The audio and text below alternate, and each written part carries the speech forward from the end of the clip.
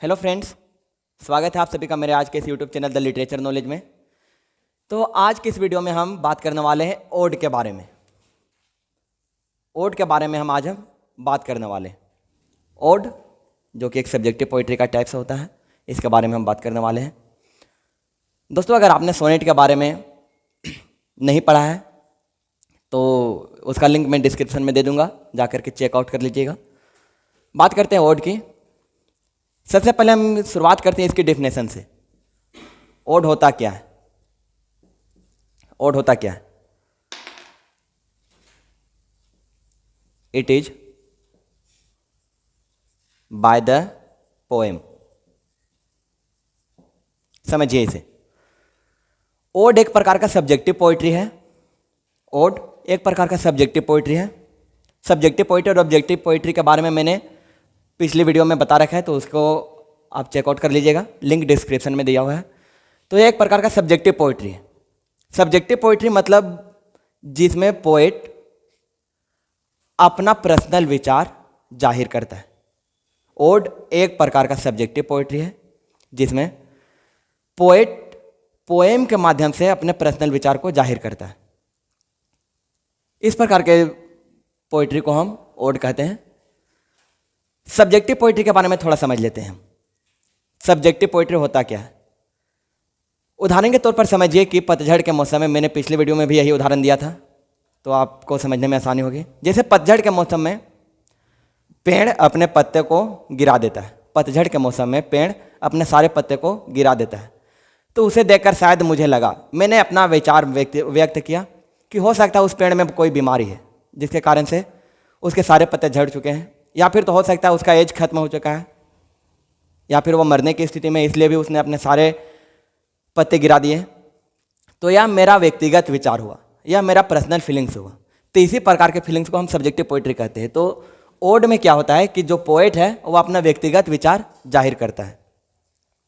Odd. अब इसके बारे में बात करते हैं इसके आगे। तो ओड जो है, इट इज ये type of song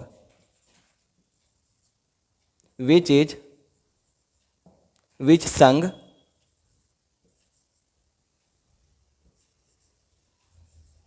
by the help of musical instrument।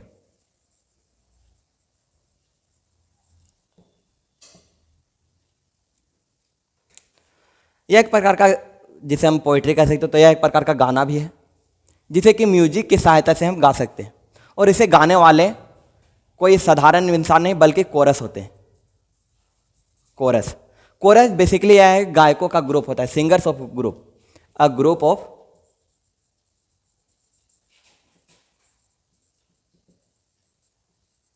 Singers. तो कोरस की हेल्प से, जो कि एक सिंगर का ग्रुप से होता है, सिंगर्स का ग्रुप होता है, तो इनके हेल्प से इस ओड को गाया जाता है, या म्यूजिक की सहायता से गाया जाता है। अब बात करते हैं इसके बारे में, इनके जन्मदाता कौन है। बात करते हैं ओड के जन्मदाता के बारे में। तो ode is written for the first time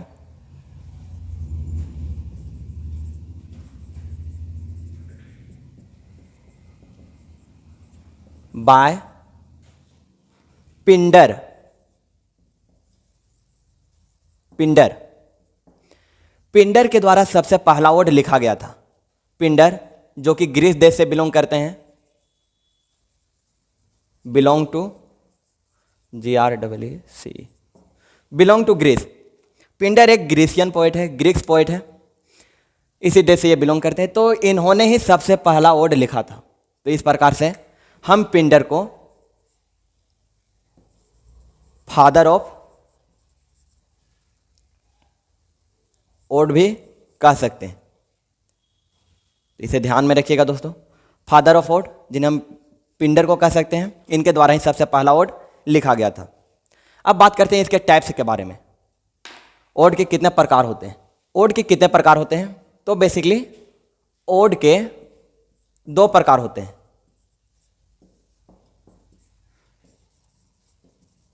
इसके दो प्रकार होते हैं। सबसे पहला है पिंडारी कोड। पिंडारी कोड जैसे नाम से ही पता चल जा रहा है, पिंडर के द्वारा लिखा गया था, इसलिए हम इसे पिंडारी कोड कहते हैं। तो पहला है पिंडारी कोड और दूसरा है होरेसियन नोड। होरेसियन नोड दोस्तों, पहला है पिंडारी कोड, दूसरा है होरेसियन नोड। तो वन बाय वन करके हम दोनों के बारे में डिटेल में जानेंगे। पिंडारी कोड, पिंडारी कोड है क्या?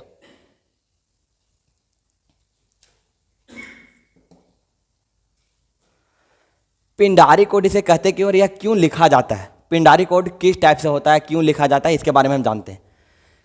तो Pindari code it is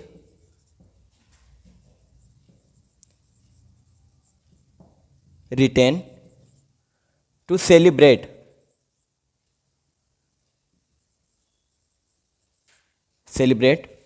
the victory of heroic person.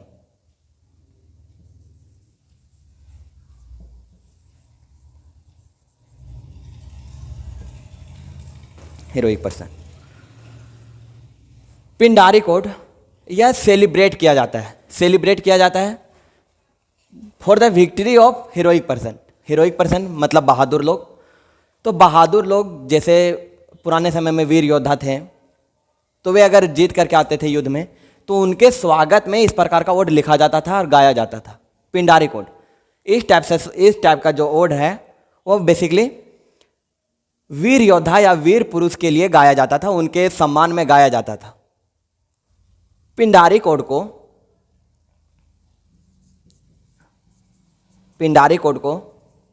3 stanza में बांट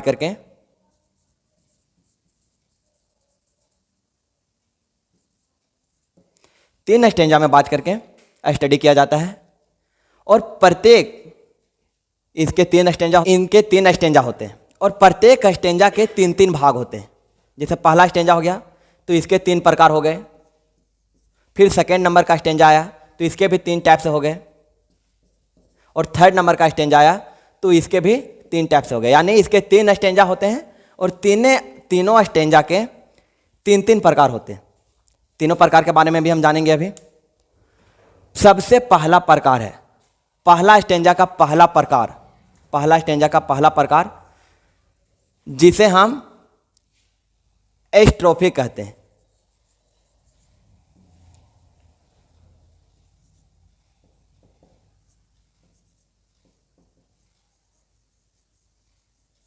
पहला स्टेंजा का पहला प्रकार एस्ट्रोफी कहते हैं, दूसरा को एंटी एस्ट्रोफी कहते हैं, और थर्ड इज इपोड। ध्यान से समझिएगा, पहला को हम एस्ट्रोफी कहते हैं, सेकेंड नंबर को एंटी एस्ट्रोफी कहते हैं, और थर्ड नंबर को इपोड भी कहा जाता है। ये हो गया पहला स्टेंजा का पहला 3 प्रकार।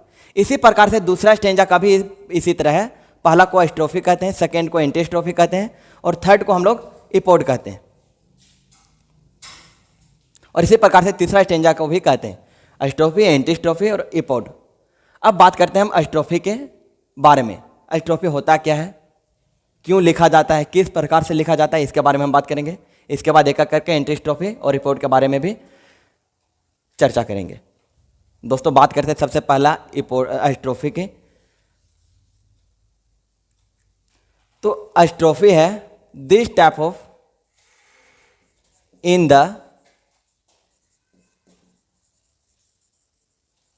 the strophe chorus moves right to left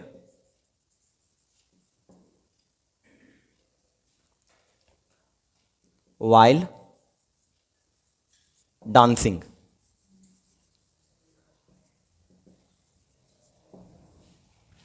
एस्ट्रोफियम होता है, समझिए इसको। एस्ट्रोफियम होता क्या है कि chorus moves right to left, right यानी, तो एस्ट्रोफी में होता क्या है कि chorus moves right to left while dancing. दोस्तों मैंने बताया कि ओड को कोरस के द्वारा से गाया जाता है, कोरस के हेल्प की मदद से गाया जाता है। कोरस जो कि गायकों का एक ग्रुप होता है, इनके द्वारा गाया जाता है। तो स्ट्रोफी को है कोरस की सहायता से गाया जाता है, लेकिन कब? जब वे राइट से लेफ्ट मुड़ते हैं। होता क्या है कि स्ट्रोफी में जब कोरस राइट से लेफ्ट की तरफ मुड़ते हैं, राइट से लेफ्ट की तरफ मुड़ते हैं, तो इस लाइन को गाते हैं, यानी स्ट्रोफी वाले लाइन को गाते हैं, स्ट्रोफी वाले लाइन को गाते हैं। और इसके बाद दूसरा नंबर पर है एंटी स्ट्रोफी।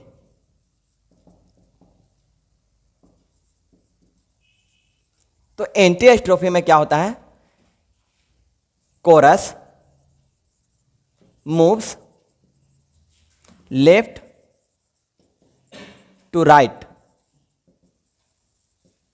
while dancing. स्ट्रोफी में होता क्या था कि कोरस इस वाले लाइन को तब गाते थे, स्ट्रोफी को तब गाते थे जब वे राइट यानी दायां से बायां की तरफ जाते थे, तो इस वाले लाइन को गाते थे। और एंटी स्ट्रोफी में जब वे पुनः बायां से दाहिना की तरफ आते थे, लेफ्ट से राइट की तरफ आते हैं, तो एंटी स्ट्रोफी को गाया जाता है इसमें। और तीसरा नंबर पर है इपोड। तो इपोड में होता क्या है कि chorus sings epode while standing. जब कोरस एक जगह पर खड़े होते हैं, जैसे एक बार दायां से बायां गए तो स्ट्रोफी वाले लाइन को गाते हैं, पुनः फिर बायां से दायां आते हैं यानी लेफ्ट टू राइट आते हैं तो एंटी स्ट्रोफी को गाते हैं। और जब एक जगह स्टैंड रहते हैं, खड़े रहते हैं, तो वे इपोड वाले लाइन को गाते हैं। इस प्रकार से उनका गाना यह चलता है। तो दोस्तों मुझे उम्मीद है कि यह समझ में आ गया होगा आप लोगों को कि इपोड में होता क्या है, स्ट्रोफी में होता क्या और एंटी स्ट्रोफी में होता क्या। एक बार फिर से मैं जल्दी में इसे रिकॉल करा देता हूँ कि स्ट्रोफी वाले लाइन को कोरस तब गाते हैं जब वे राइट टू लेफ्ट जाते हैं, यानी दायां से बायां की तरफ आते हैं, तो स्ट्रोफी वाले लाइन को गाते हैं। एंटी स्ट्रोफी में वे लेफ्ट टू राइट जब जाते हैं तो वे एंटी स्ट्रोफी को गाते हैं। और जब वे एक जगह पर स्टैंडिंग रहते हैं, खड़े रहते हैं, तो वे इस एपोड को गाते हैं। इस प्रकार से वे पहला स्टेंजा को कंप्लीट करते हैं, यानी मतलब इस प्रकार सीधे गाते हैं, उसके बाद दूसरा स्टेंजा, उसके बाद तीसरा स्टेंजा। ये तीनों का सेम ही है, स्ट्रोफी, एंटी स्ट्रोफी और इपोड।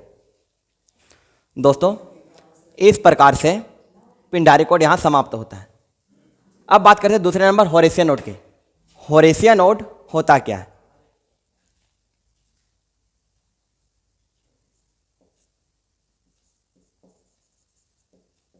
In this type of ode,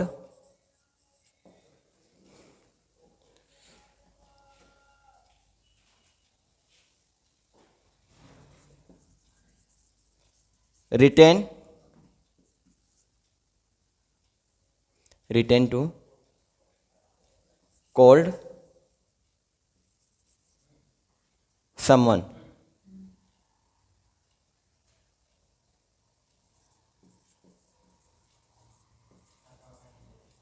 और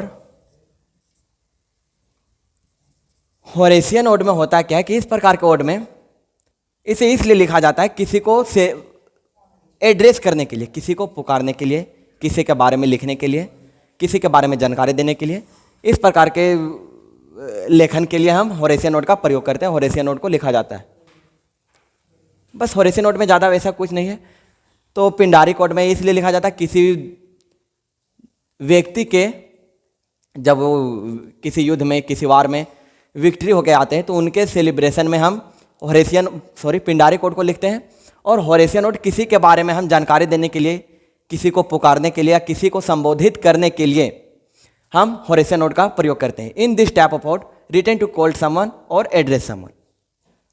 दोस्तों यहाँ तक होरेसियन नोड और पिंडारी कोड समाप्त होता है, एंड होता है। इसके बाद बात करते हैं हम ओड के थोड़े से हिस्ट्री के बारे में।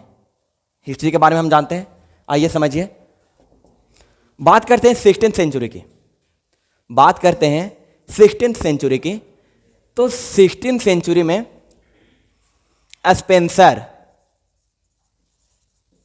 स्पेंसर नाम के जो पोएट हैं, उन्होंने सबसे पहले 16th सेंचुरी में ओड को लिखा था पिंडारिक मॉडल पर। दोस्तों एक बात और मैं बता दूं आप लोगों के लिए कि होरेशियन ओड में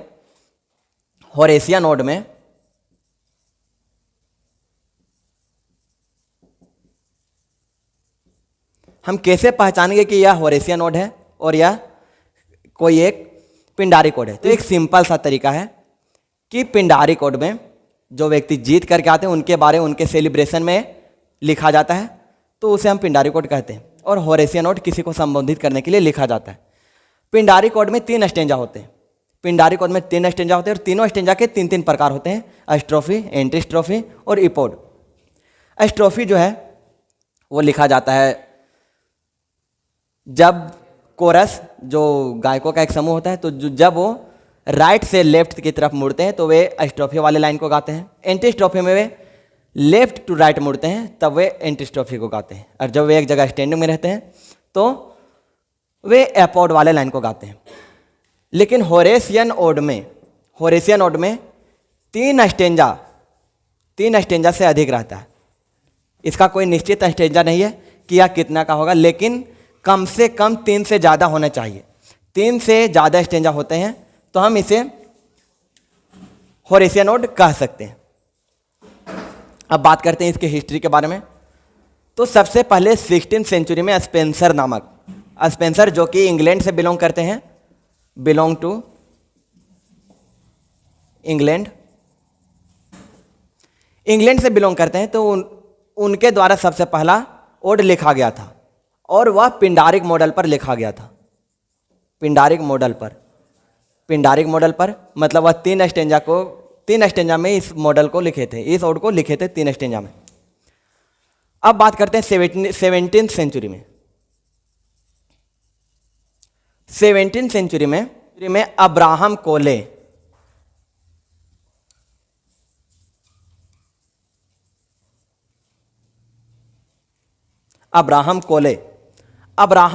के द्वारा 17th सेंचुरी में ओड लिखा गया था। और इसी सेम सेंचुरी में जॉन ड्राइडन,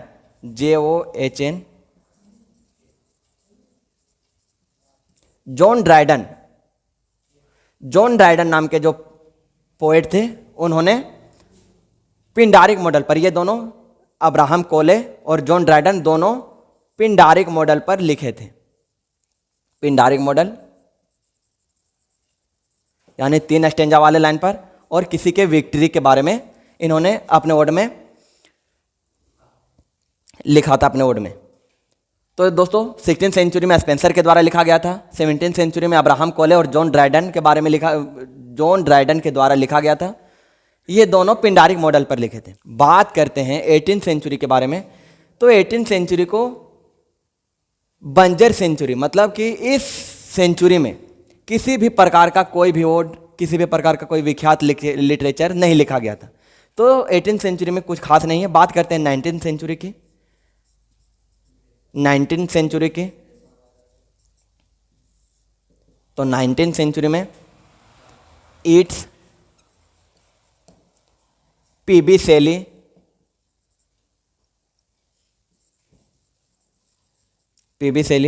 और भी कई प्रकार से पोएट हैं, इन्होंने होरेशियन मॉडल पर लिखा था 19th सेंचुरी में। होरेशियन मॉडल पर इस प्रकार के ओड को लिखा था।